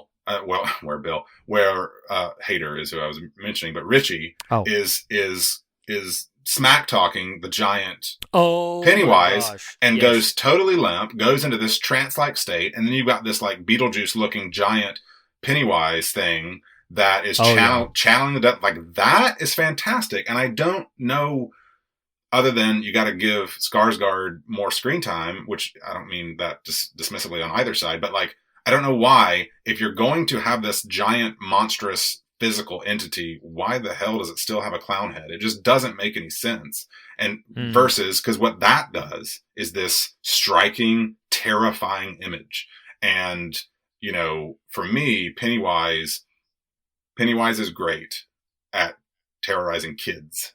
When you haven't done the proper work, all credit where it needs to go for the positives. When you haven't done the work, or the production process itself hasn't afforded you the capacity to do the work, him against the adults is just this weird, creepy guy. It's not this entity. So praising performance, praising a lot of execution of Pennywise, ultimately kind of dinging the overarching sort of aspect of what Pennywise is. Sure. And it's funny because you mentioned that whole spider scene with the clown head. One of the things that I remember before this film ever came to be that the 1990 miniseries got slammed for so much is the giant stop motion spider at the end, because it looks so silly. It looked silly at the time, and so naturally has not aged well at all. But it is still just a spider, right? Or it's just a spider. Right. No, it's just a spider. And I think part of what they were going for in the new one is to connect the fact that like this is Pennywise, and so giving him the same entity. Yeah. Yes, the spider body with that clown head. I think it was just an aesthetic choice to link his presence there. That this is not a new being they're fighting. This is still Pennywise. So speaking of that, and before we get into sort of our final little comments, and then maybe pivot to a bit of theme, so I wanted to reference some of the major changes from the book. I can't hit all because, good Lord, there are so many, like in varying degrees of detail, changes from the book. But these are some of the ones that I took note of that are a bit on the major side. We've already referenced, we don't have to beat too much on it, but the presence of Bill's wife and Beverly's husband. in the novel and in the 90 miniseries, they come back and have an impact on what's happening in the story. They are never heard from again. In my opinion, both of those characters should be excised. They should have expressed Beverly being in an abusive relationship in another way, and they shouldn't have even have Bill be married, because like it's so inconsequential to the plot of this film. I'm going to take some responses from you guys in a second, but I just want to rattle off these next 3 or 4 things. So obviously there's a character in the book that I think was a wise choice to cut, and that is Maturin the turtle. Like, how do you show... In this, he's just a drug. He's a drug, yes, exactly. How do you show a big cosmic turtle that vomited up the world and is this benevolent entity that helps them defeat Pennywise, but ultimately is dead in the adult confrontation? Like, how do you unpack all of that? So that is for those who have no idea what I'm just referencing, you got to read the book for that, because they don't even go into it. Yeah, I'm pretty sure that Terrence Malick could have pulled that off. You know what? He probably could have. Terrence Malick's it, everybody. Like, let's start the petition now. If anybody could, anybody who can put dinosaurs smack in the middle of Tree of Life is gonna. Yep, yes, that's right. Absolutely. So the next one is that, again, I'm going to elicit responses from you on all of these. I'm just going to mention the last 3. Richie's big dark secret. That is something that was never explicitly stated in the book. The secret to which I'm referring to is that not only is he closeting homosexuality, but that he has actual affection, crush, if you want to call it, for Eddie, for the character of Eddie, which is revealed in the film. There are hints of it in the book, but it is not explicitly stated in the book. The last 2 for me is Stanley's reason for why he killed himself. This is shout out to you, Ian. You wanted this noted. Here it is noted. The reason that Stan kills himself in the book is really not explained, but it is heavily implied that he just sort of took the coward's way out. And in this, it's a much more noble choice. It's a much more intentional sort of giving the group an advantage type of choice. And then the final thing was the way Pennywise is ultimately defeated, which is in the book, they use this weird ritual of Chud to like go into Pennywise's being and find his heart and destroy his heart. In this version, they make him small with their words and with their intimidation, and then when he is small, they clutch his heart and crush it. So I know I just hit you guys with a lot, but I'm gonna go around to the 3 of you. Share, if you will, one or on multiples. Did you feel these choices were good choices to make? Do you feel like they hurt the overall theme or tone of the piece? Take your pick on any or all of them, and let me know what you thought about those changes. Andy, I'm going to come to you first. I have no opinion because I never finished the book, and spoiler alerts. I'm not sure what happens in it, so no opinion. Okay, that's fair enough. Blake, how about you? As you were listing them off, I mean, I'm always a fan of subtlety over exposition, and so there's parts of the relationship with like Richie and Eddie that is very kind of subtle and not spoken out loud in the book, but it's pretty easy to tell if you're paying attention while you're reading. Sure. Yes. Part of me, like, it goes back and forth. Like, there's elements of it that like I ultimately don't mind it. Of them bringing it to the surface. But once again, go back to the script. I feel like the script could have been a lot more kind of subtle, a lot more or less on the nose in some spaces. Sure. And so part of me is like, yeah, like subtlety. The subtlety of the book is what really, like, what lodges it in my head as perhaps my favorite King novel. Is he doesn't feel like he has to tell you everything, and he doesn't really want to, and he just drops that turtle right at, towards the end, and you're like, okay, well, this is kind of weird. Sure. Okay, whatever. But like, he doesn't feel like he has to explain that, and I feel like Machete and Gary Dauberman, if I'm not mistaken, wrote the script. Yes. I think to some extent they felt like they had to explain everything that they tossed in there from the book. And I'm like, no, y'all are better than this. Like, Machete is a good director. He's not my favorite by any stretch, but sure, he has talent. Like, he has a style, and it's effective. Yeah. Doberman, from what I've seen of him, he has a pretty good ability to write for what the type of movies he does, which is basically Conjuring kind of movies. And so, like, they can do this, but for whatever reason, they felt like they had to give us more information than I think they actually had to. I can get on board with but that. on like, at the end of the day, like, what they added in and what they took out, like, that's gonna have pretty little impact for me on how I feel about the movie as a whole. So understood. Okay, and Nathan, what about for you? It is funny, the Matura and the turtle, correct me if I'm wrong, but isn't that one of the corners of the beams? Yes, he's a beam guard. Yeah. Breakworld, yeah. Or Midworld or whatever.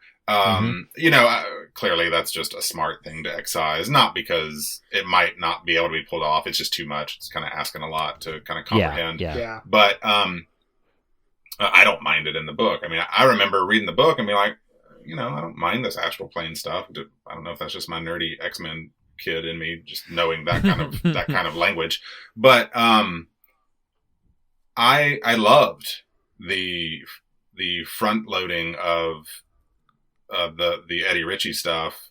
But I think it's a missed opportunity. I think to your point, Reed, about finding enjoyment or affection in the sentiment, I think is appropriate for the movie we get. I don't know is the point of the book, because I think why I like the Ritchie stuff so much, but feel like it's underserved, is it feels like it's staring the film in the face, but not picked up on that you've got this gay couple at the front that's terrorized by a malevolent entity born of our own anger and frustration and misplaced, whatever, that's then bookended by a man who is coming out for himself, if not to others. And I think, I think when we ask the adaptation question of what's essential, it's not again, I'm not dismissing your affection for the sentiment, because I think it's good and it's strong in this film,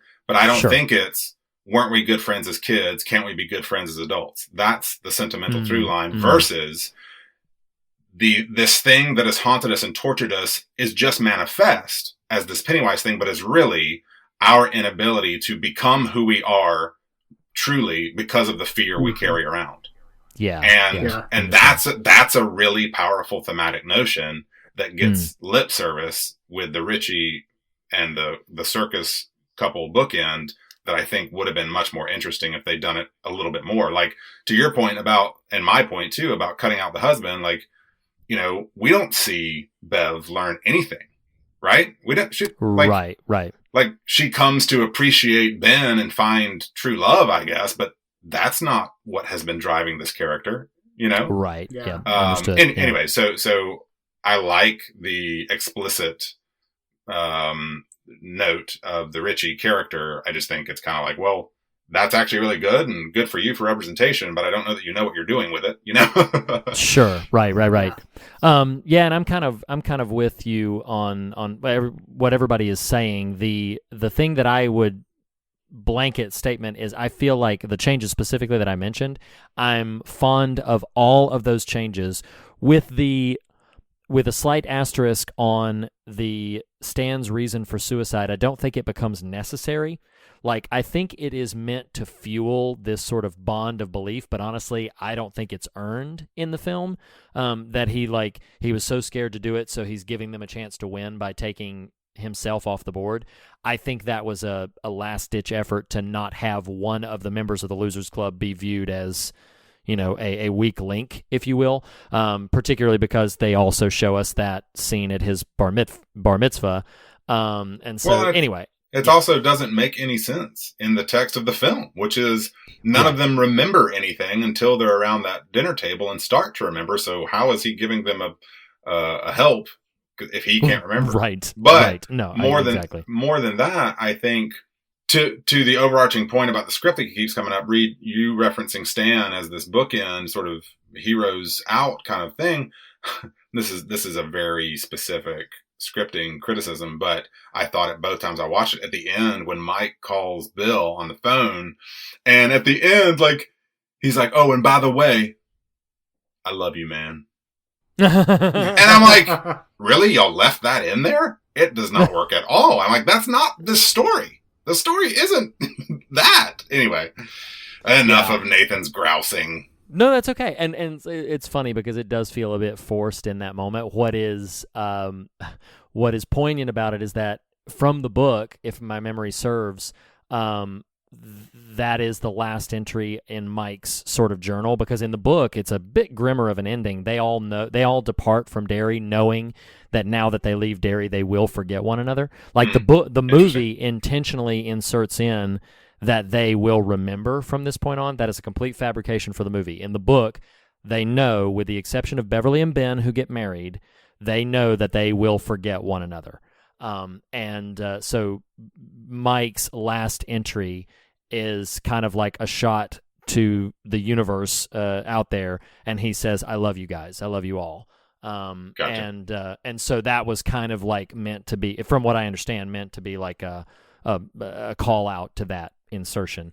But I want to have a few moments for theme, and we are really running aground of time. So I want to save my question for the end. I want to talk a little bit about what I viewed as the theme of this, and then if we have some time for my final little roundtable question at the end, then we'll do that as a way to sum up and maybe the fog meter and all of that. So I'm going to presume, perhaps falsely, and forgive me for that given a general negative sort of feeling about the film, that even if you had some theme, I'm sure all of you came to the table with theme game, but perhaps not something that you felt really super passionate about. Not saying that mine is one, but I'm going to take the lead on this, just, again, kind of making some presumptions, which I'm going to ask your forgiveness for if I'm wrong, and you can bring it up when you respond. But one of the big things that I saw here, Nathan had said something the previous time that we talked about this, about the ways that we charge our children with saving us, and the ways that, we sort of foist down these burdens upon our children to carry us through to places of redemption. And I feel like this film specifically was leaning in on the elements of dealing with our own relationship to our childhood and our past, and the ways in which we can make our past, both in incidental or direct ways, sort of define who we think we are, and the journey that we all have to take, whether it be confronting our fears, getting rid of our chosen tokens, going back to the places where we were spent, nearly 30 years running away from, or whatever it is, to come to grips with the ways in which our past continues to define us. And though I don't think that the film, I forget who said it, I think it was maybe Blake who said this, but maybe we were all tap dancing around it. This film, It Chapter 2, I don't think quite knows what it wants to say about that subject, but I did find some interesting notes in this journey of coming to a place where we can move beyond our past and letting forcing our past to no longer define us by, burning in the ritual of chud or whatever, the tokens from our past. And just, I don't know, it's a fascinating subject to me, the ways in which I allow both previous joys and previous pains to define and in many ways excuse current behaviors. So many of my own conversations, I go back to things and be like, well, this is because as a child I was X, or as a child I was Y, and the ways in which I'm challenged by the people that love me, including the people in this conversation, and my wife and others, to say like, well, yeah, but you can't let that define you for the rest of your life. Like, I get that that's why this happens, but you have to find a way to move past that and begin to view the world differently, begin to view these things differently, despite the triggers that may cause them to erupt in your heart. So I don't feel like I want to like call on somebody to respond to that, but that was what I had to think for theme. If anybody wants to jump in with something they want to say or respond or something new, go ahead. So kind of going off of that idea, and my theme is along those same lines, but it's almost to some extent a contra the films, in the sense that I believe it was Nathan that brought this up, is this idea that Pennywise as a villain is a representation of the fear and the hatred and the bigotry of this town, Derry. Yes. And it fuels the town, and the town feeds off of it, so it's this vicious cycle. And it's just waiting to be broken. And on top of that is another layer where you have this idea where these characters are trying to deal with the trauma of their childhoods, which is also its own vicious cycle, because people create the trauma for them and they feed off that trauma in unhealthy ways.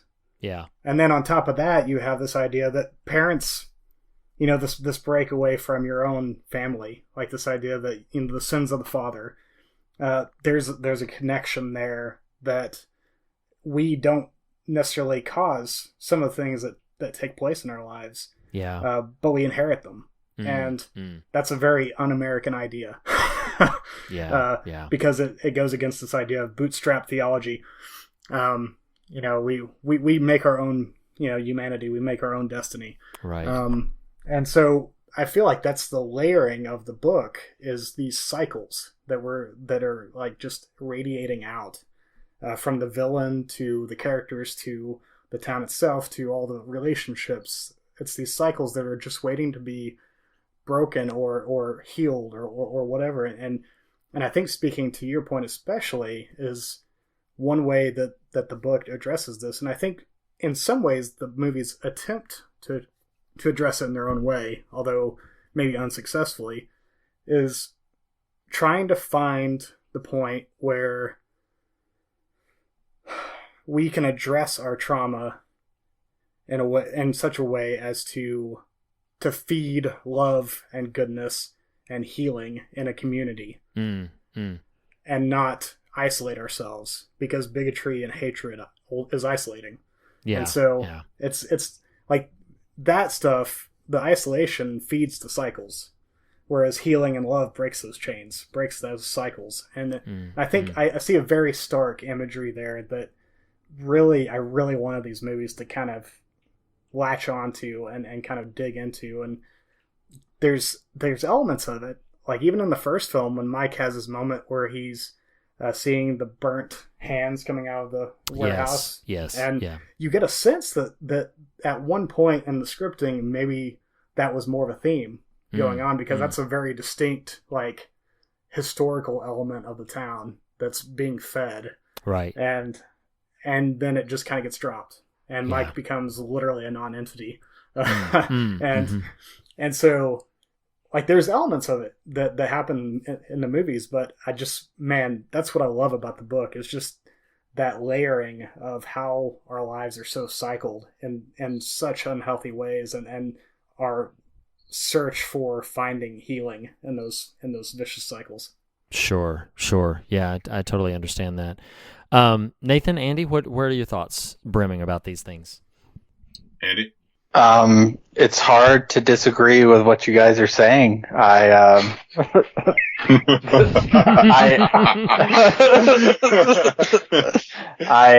echo your sentiments. Well, with that profundity before me, tough act to follow, Andrew.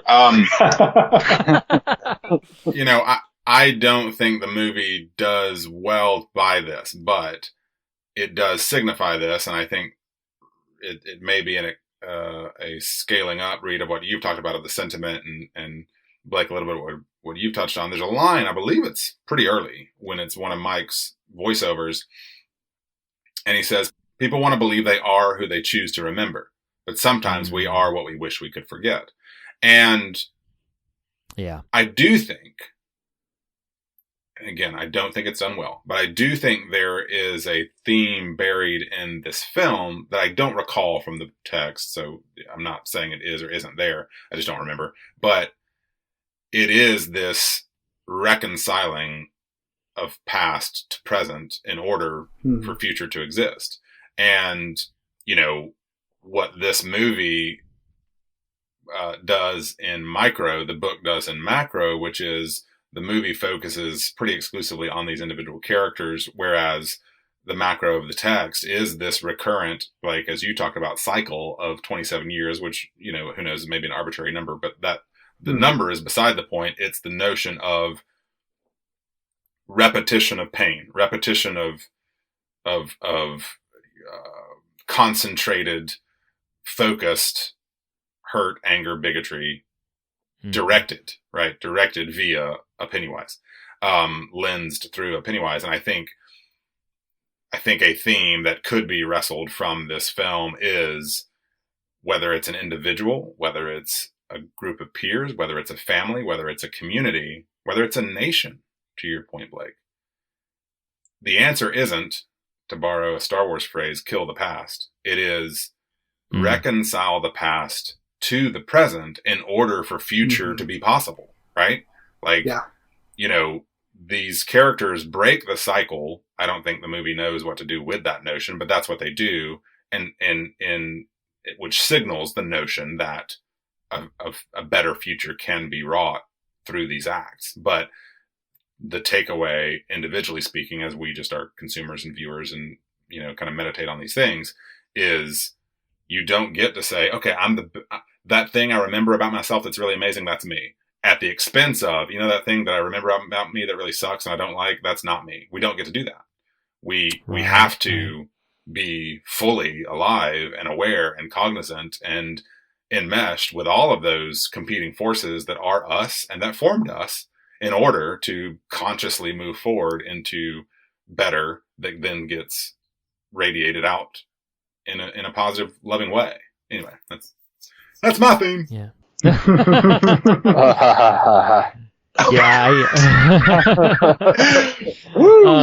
got Pennywise with us tonight. Well, we've talked at length about this. I for the sake of everyone's listening time and to pivot us into some closure, want to end with one sort of more roundtable discussion, and I'll cap onto it. In addition to the question I'm about to ask you, if you have anything else to say that you meant to say but did not get to in the course of conversation, then throw it in as we're moving our way through this before we enter the fog meter. So let's go one more time around, and I'll start to get the ball rolling. And let's share one thing about the film that we liked, one thing about the film that we didn't like, and, we haven't talked too much about the fear factor, so one good scare from the film, one thing that was kind of effective from us in that regard. So I'll start. One thing I really like about the film in general is, as I've mentioned before, is its sentiment. I feel like though it does not fully concretely land where it probably should have and where it was probably aiming for, I really responded quite positively, to the degree that there are some moments that I found quite moving. So I responded very strongly to the sentiment. Something that I straight up did not like is I did not like some of the sort of flat characterization that happened. Nathan, you had mentioned earlier that like Beverly learns nothing. I feel like there are many of the characters who really do not grow very much as characters in the piece, which is probably why I respond so strongly to Rich and Eddie, because I feel like they do.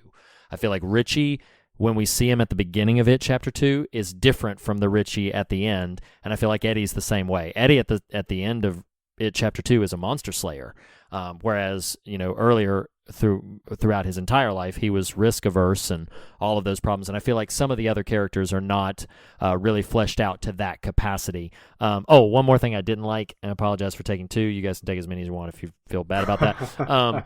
I didn't like how heavy they leaned in on the fantasy that Beverly has of Bill being her loved one, because I feel like it undermines the eventual love interest with Ben. So I didn't like how heavily they leaned in on that, because I'm like, man, this just feels weird now that she's just going to suddenly pivot over and be all about Ben. But one good scare, it's been ragged on a little bit in this, but man, when like giant crazy CGI naked old lady comes running out of the thing, dude, that is terrifying to me. You don't want to be standing underneath her. You're going to get knocked out. Well, you have mentioned somewhere. That's all right. Wow. That's all right. Wow. No, wow. I'm gonna move right past that. Move right past that. Good luck. I don't think. I have mentioned. They're coming from every direction, Reed. Oh my gosh, they really are. They really are. Flip flop, flip flop. Oh, no. My God. This is absurd. Now you This is speak absurd. up. So I've mentioned before how one of my irrational fears, is when I click the lights on and have to walk down the hall, that something's going to come out of the darkness after me. So this just, tramples and tap dances all over that. So moving right along, I'm going to pivot over to Blake to answer those 3 questions. Blake, you're up.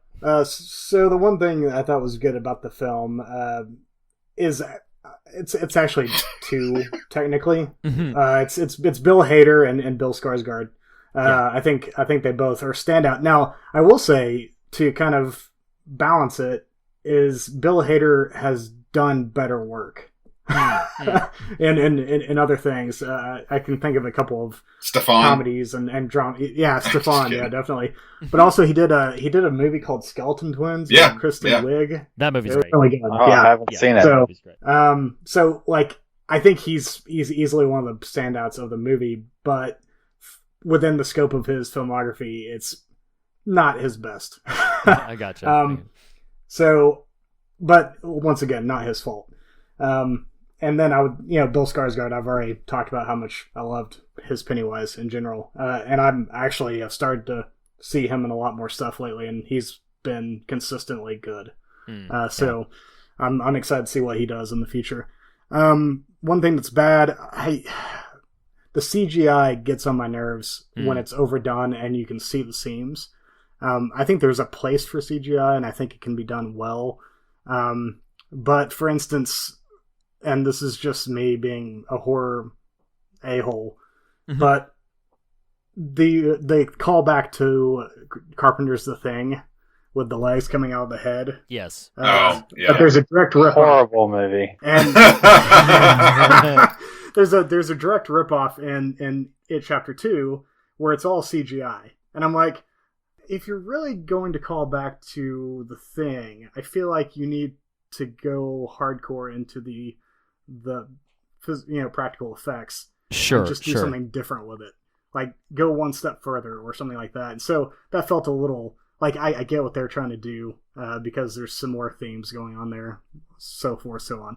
Gotcha. But like, it's stuff like the small things like that I thought, man, I just really want something that I can tangibly sense in this film, and most of it feels very fluffy as far as CGI goes. Gotcha. The one that scared me the most is probably the Hall of Mirrors. That's a freaky scene. Mainly because of the upturned smile of Pennywise. Ooh. That is terrifying to me. That is scary. Slightly exaggerated, unnatural facial expressions get to me.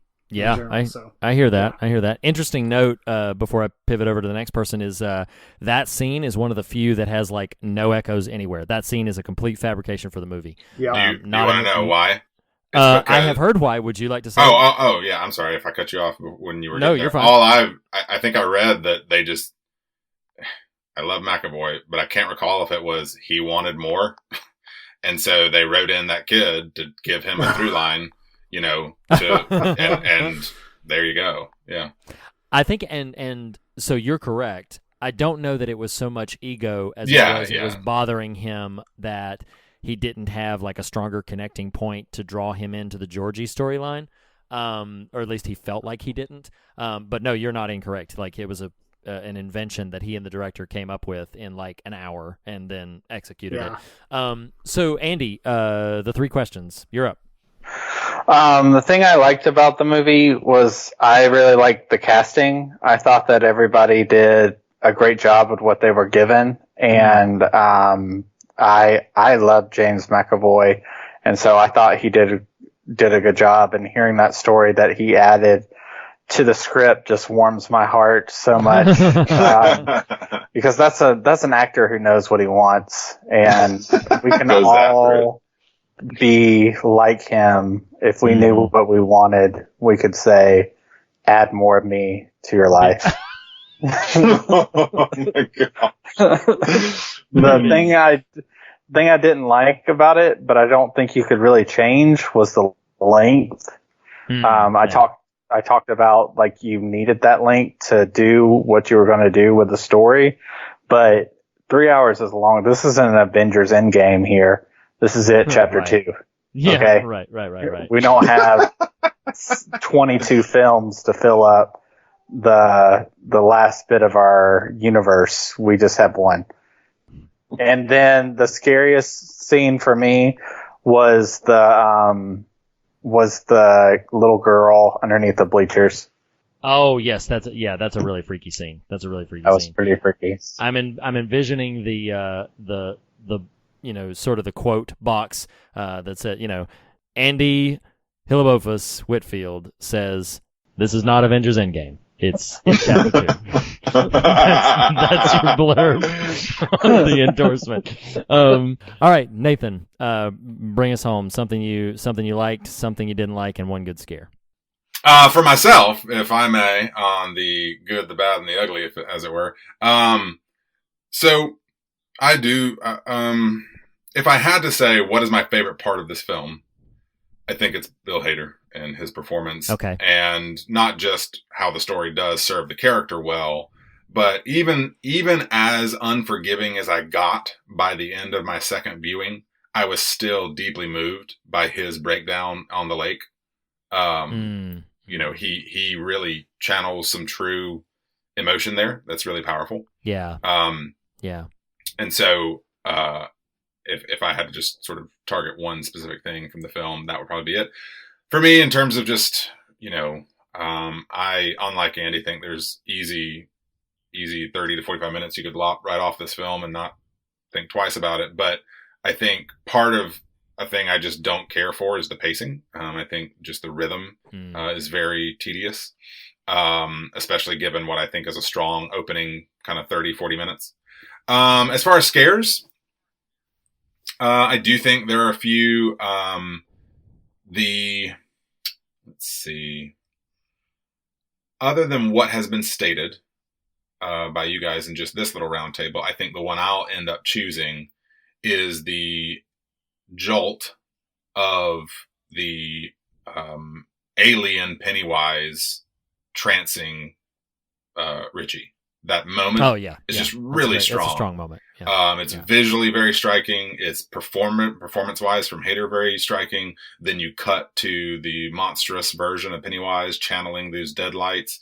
I mean, I think it's just a really effective, frightening moment. So, Reed, thank you so much for curating some questions for us. I apologize if we were a little stronger, or I was a little stronger against this than you anticipated, but I'm glad we were able to reconcile our past selves with our current selves as we move into our future selves. So, as we do at the end of basically every film we discuss, we are going to go to the fog meter. Ladies and gentlemen, we are going to rank it, chapter 2, on 2 metrics. One of fear or scares. How scary do you think this film was? And God or substance. What do you think?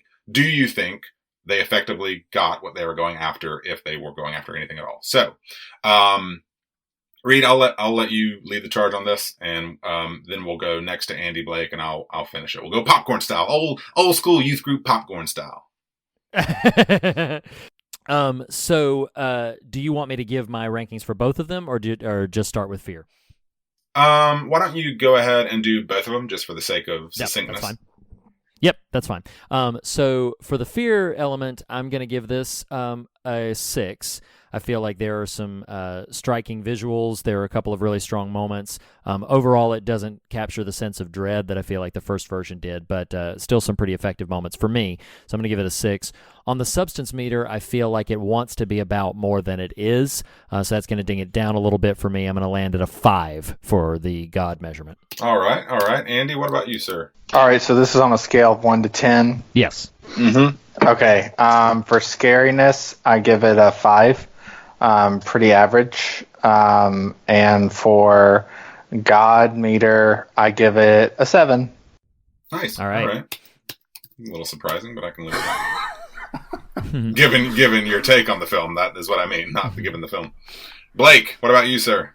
I think for scares, I'm going to go with a 4. I think there are some pretty effective elements and set pieces that work quite well, but on a whole, it doesn't really. I like dread. I like continuing dread in my films, and it feels a little episodic in that way. And as for God, man, that's hard for me because I think a lot of what good could be gotten from these films, and especially the second one, is teased out of what we know of the book to some extent, and teases of elements in the movie that don't quite get like fully effectively drawn out. And so I'm gonna give it a 2. All right. Gotcha. For myself, I think for the fear factor, as it were,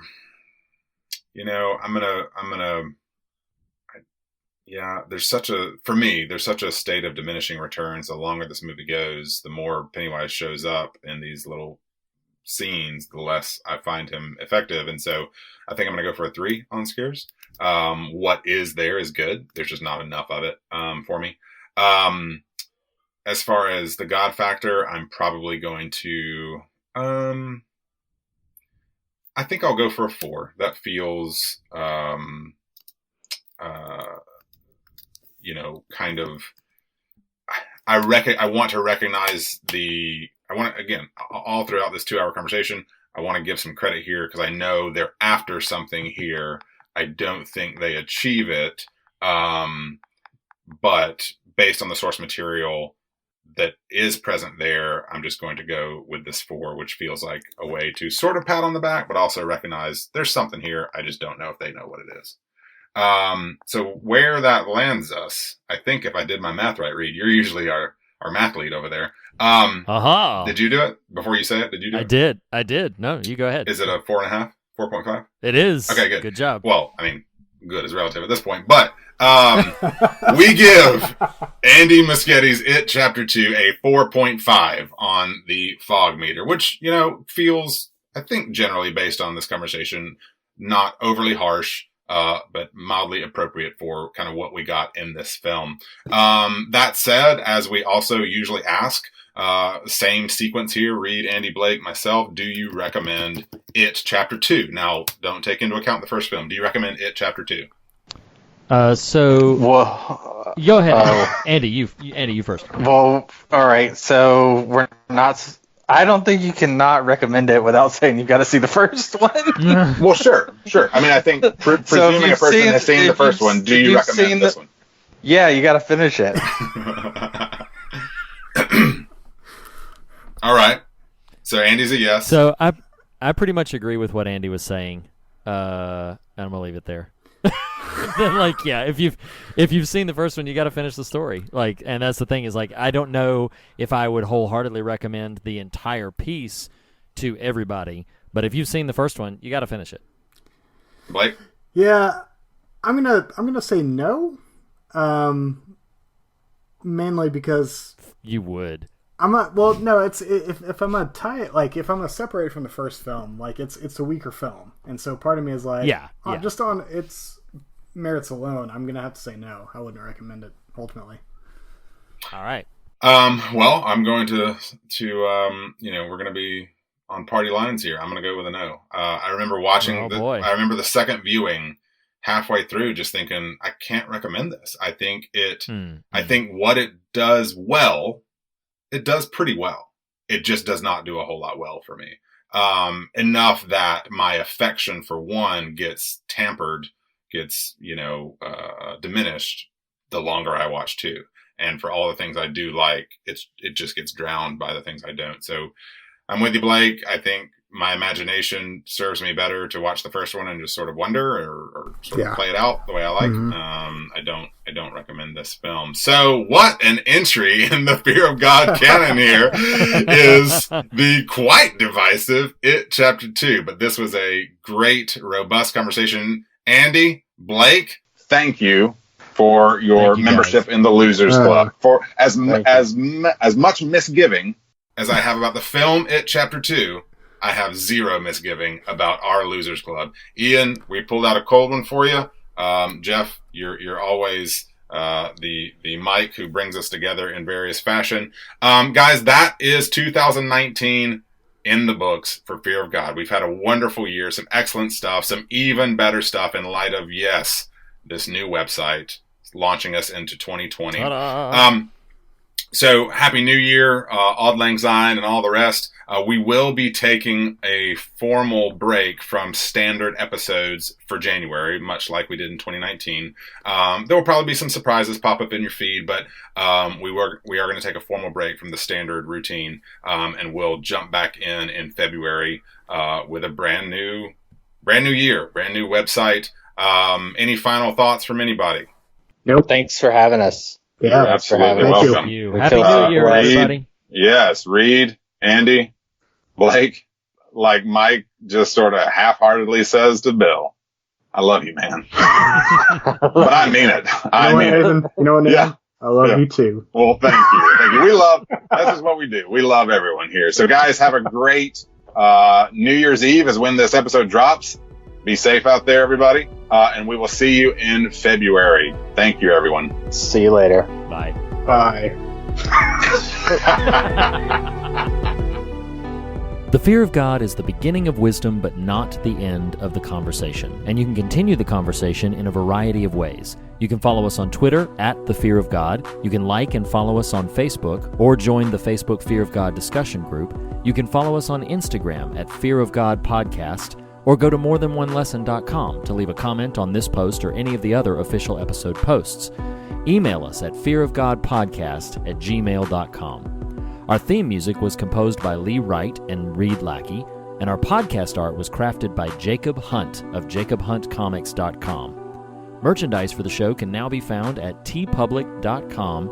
Just search for The Fear of God Podcast, all one word. And last but not least, if you listen to us through iTunes, we would greatly appreciate a rating or a review.